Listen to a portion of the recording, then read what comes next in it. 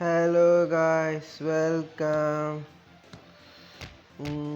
இப்போ நம்ம விளையாடிட்டுருக்கிறது ஒரு ராயல் ரம்பிள். அதாவது ரொம்ப மொக்கையான கிராஃபிக்ஸில் பொதுவாக ரொம்ப யூசர்ஸே இல்லாமல் இருக்கிற கேம் தான். இதில் நான் யாருன்னு பார்த்தீங்கன்னா ஒரு முக்கில் ஒதுங்கியிருக்கேன் பார்த்தீங்களா. ஒரு ரெட் கலர் ட்ரௌசர் போட்டுட்டு அவன் தான் நான். யப்பா, அடுத்தது யார்? இவனையும் தூக்கி போட்டுடலாமா? இல்லையே, வாய்ப்பு அமையவில்லை. ஐயோ, அடிக்கிறானால. ஓகே, கூட்டத்தோட கூட்டமாக சேர்ந்து பண்ணலாம். இது என்லெஸ் ராயல் ரம்பிள். நம்ம அவுட் ஆகுது வரைக்கும் விளையாடிக்கிட்டே இருக்கலாம். அந்த மாதிரி மொத்தம் 7 பேர் அவுட் ஆகியிருக்காங்க. இப்போ நான் ஒருத்தனை தூக்கி வீசிட்டேன். யோப்பா,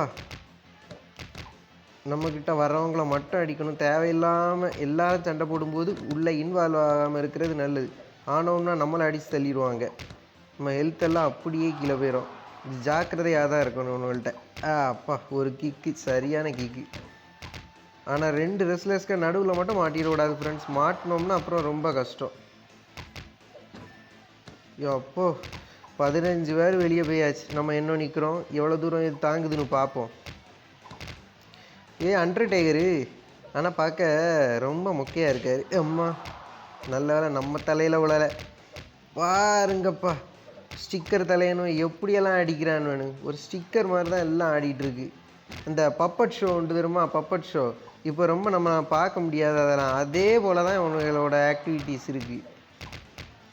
ஐயோ, ஒரு இடத்த விட்டு இன்னொரு இடத்துக்கு தாவி தாவி ஜம்ப் பண்ணி போக வேண்டியதாக இருக்குது. இந்த பாருங்க, தீவெட்டி தலையை வெளியே போயிட்டான். அண்டர்டேக்கர், ஐயோ வெளியே வந்துடுடா. எப்பா, 2 ரெஸ்ல இருக்க நடுவில் இருக்கவே கூடாது. இருந்தோம்னா கண்டிப்பாக நமக்கு தான் அடி விழும். வேற யாரு நான் வந்துட்டான்டா.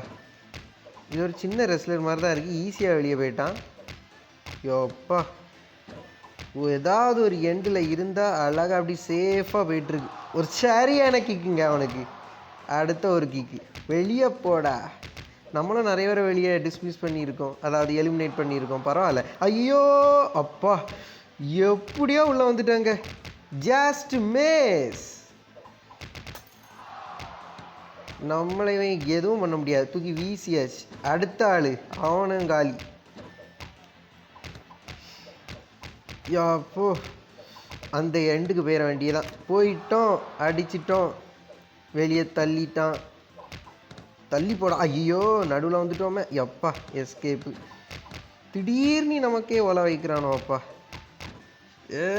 இந்த அப்பா, ஸ்டீல் சேர் எடுத்து மண்டையிலே ஒரு அடி. ஆனாலும் வெளியே போக மாட்டாங்கிறாயா. இதெல்லாம் அந்த பழைய ரெஸ்லர்ஸ் 1970s உள்ள ரெஸ்லர்ஸோட ரெப்ளிகா மாதிரியே இருக்கு. இவன்டா ஹல்கா பச்சை கலரில் இருக்கான். இவனையும் தூக்கி பேசிட வேண்டியதான். யோப்போ, இது ஆண்ட்ரே த ஜெயிண்ட்னு ஒரு பெரிய 7 அடி உயரத்துக்கு ஒரு ரெஸ்லர் உண்டு. அவனை மாதிரியே இருக்குப்பா.